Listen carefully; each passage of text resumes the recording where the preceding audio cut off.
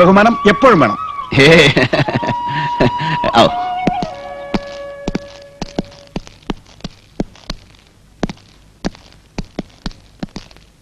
എന്ത് പറ്റി വർഗീസേ?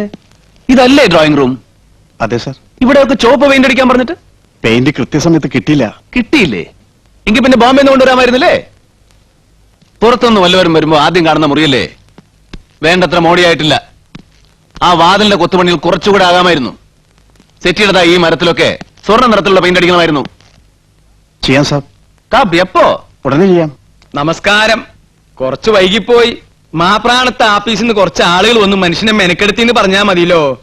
പുതിയ വായനശാല ഞാൻ തന്നെ ഉദ്ഘാടനം ചെയ്യണമെന്ന് അവന്മാർക്ക് വലിയ നിർബന്ധം. എങ്ങനെ പോവും? ഇവിടെയാണെങ്കിൽ നിന്ന് തിരിയാൻ തന്നെ സമയമില്ല. കരയോഗം പ്രസിഡന്റ് TPV കുറുപ്പ് നാട്ടിലെ പ്രമാണിയാ. നമസ്കാരം. ഞാൻ ആദ്യം തന്നതാ. ഈ മുറിയുടെ പെയിന്റിംഗ് പൂർണ്ണമായിട്ടും പൂർത്തിയായിട്ടില്ല. അതൊന്നും കുഴപ്പമില്ല. അങ്ങോട്ടിരിക്കാം. യാത്രയൊക്കെ സുഖമായിരുന്നല്ലോ അല്ലേ? പരമസുഖം. പ്ലെയിനിൽ കയറിയ ഉടനെ ഈ പൈലറ്റുമാരും എയർ ഹോസ്റ്റസ്മാരും ഓടിങ്ങി വരികയല്ലേ. കുടിക്കാൻ എന്താ വേണ്ടത്, കഴിക്കാൻ എന്താ വേണമെന്ന് ചോദിച്ചിട്ടുണ്ട്. ഞാനൊരു സ്ഥിരം യാത്രക്കാരനാണല്ലോ. ഫസ്റ്റ് ക്ലാസ്സിലാണെങ്കിൽ ഞാനും ഏതോ ഒരു കേന്ദ്രമന്ത്രിയും മാത്രം. ഞാനങ്ങേരെ ശ്രദ്ധിക്കാനൊന്നും പോയില്ല. നമുക്കെന്ത് കാര്യം? പക്ഷേ പുള്ളി നമ്മളടുത്ത് വന്ന് നമ്മളെ പരിചയപ്പെട്ട് കഴിഞ്ഞപ്പോ ഞാൻ ഓഫീസിൽ ചെല്ലണം, പാർലമെന്റിൽ ചെല്ലണം എന്ന് പറഞ്ഞു ഒരേ ബഹളം. എന്റെ ഒരു ഫ്രണ്ട് ഉണ്ടായിരുന്നു കേന്ദ്രമന്ത്രി. എന്താ അയാളുടെ പേര്? അങ്ങേര് മരിച്ചുപോയില്ലേ? മരിച്ച അയാൾക്ക് പേരുണ്ടാവില്ലേ? മേനോനെ. മരിക്കുന്നത് വരെ എന്നും ഡൽഹിന്ന് വിളിക്കും. ഞാൻ ഫോൺ എടുക്കുകയല്ല. വലിയ ശല്യ. ഡൽഹി പോവാൻ നമുക്ക് എവിടെ സമയം? മരിച്ചിട്ടും പോയില്ല. മരിച്ചിട്ട് പോവാത്തത് അന്ന് മാപ്രാണം കരയോഗത്തിന്റെ ചെറിയൊരു മീറ്റിംഗ് ഉണ്ടായിരുന്നു.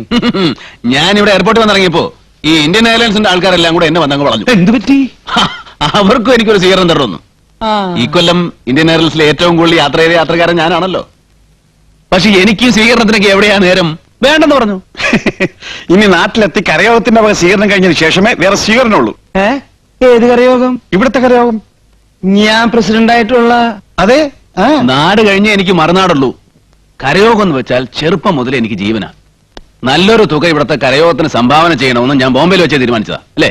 അപ്പോ കരയോഗത്തിന് സ്വീകരണം കഴിഞ്ഞാൽ മറ്റുള്ളവർക്ക് ഡേറ്റ് കൊടുത്താൽ മതിയോ? ഇവർക്കൊക്കെ നിർബന്ധമാണെങ്കിൽ അങ്ങനെ. എന്താ കൈക്ക്? ഒന്നുമില്ല.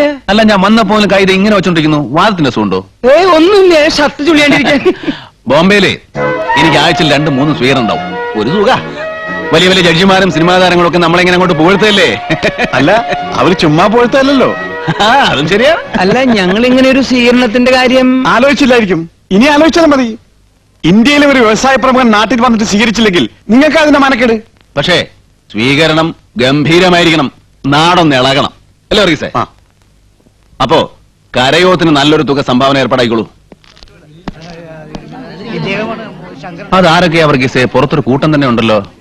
അയൽവക്കക്കാരും നാട്ടുകാരും ഒക്കെയാ. ഇന്ന് വരുമെന്നറിയാലോ. സാറിനെ കാണാൻ വന്നായിരിക്കും. ഓഹോ, പാവങ്ങൾ. എല്ലാവർക്കും എന്റെ വക ഒരു 100 രൂപ വെച്ച് കൊടുത്തേക്ക്. അത് വേണോ? വേണം.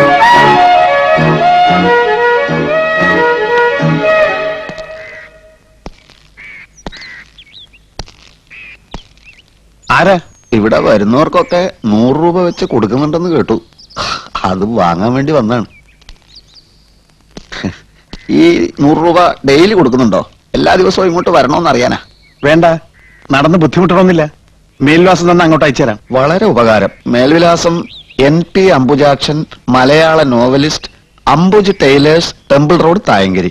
നോവലിസ്റ്റ് ആണോ? അതെ, നോവൽ എഴുതാത്ത സമയത്ത് ടൈലറാണ്. എന്റെ ഫസ്റ്റ് വർക്ക് ചിറകൊടിഞ്ഞ കിനാവുകൾ. ഒരു കോപ്പി തരട്ടെ? അയ്യേ, വേണ്ട വേണ്ട. എന്താ, പുസ്തക അലർജിയാണോ? ഒരു നോവലിസ്റ്റായി താൻ 100 രൂപയ്ക്ക് വേണ്ടി ഇറങ്ങി തിരിച്ചത് കഷ്ടമായിപ്പോയി. യഥാർത്ഥ കലാകാരൻ എന്നും പട്ടിണിക്കാരനാ. എന്നെ ഇന്ന് നിങ്ങൾ അംഗീകരിക്കില്ല. നാളെ ഞാൻ മരിച്ചു കഴിയുമ്പോ അനുശോചന സമ്മേളനം, പ്രതിമയുണ്ടാക്കൽ, അതൊക്കെ പോട്ടെ. ആ 100 രൂപ കിട്ടിയാൽ എനിക്കങ്ങ് പോകായിരുന്നു. ഇതെന്താ നോട്ടടിക്കുന്ന പ്രസ്സോ? താൻ ചെല്ലി. ഇവിടെ ആർക്കും രൂപയൊന്നും കൊടുക്കുന്നില്ല. അപ്പൊ ആളുകൾ പറഞ്ഞതോ? എങ്കിൽ പറഞ്ഞോട് പോയി വാങ്ങി. അല്ല, ഒരു 100 രൂപ കിട്ടിയാൽ. ഒന്ന് സ്ഥലം വിടറോ. ദേ, എടോ പോടോ എന്നൊന്നും വിളിക്കണ്ട. ഞാനൊരു മലയാള നോവലിസ്റ്റ് ആണ്. കൈ ചൂണ്ടി സംസാരിക്കുന്നു. ഒന്ന് പോടോ വർഗീസേ, അയാളെ ഇങ്ങോട്ട് വിട്ടേക്ക്. എന്തിനാ സാർ? ഇയാളൊരു ശല്യക്കാരനാ. പോരാത്ത നോവലിസ്റ്റും. കുഴപ്പമില്ല. കയറി വരണം മിസ്റ്റർ.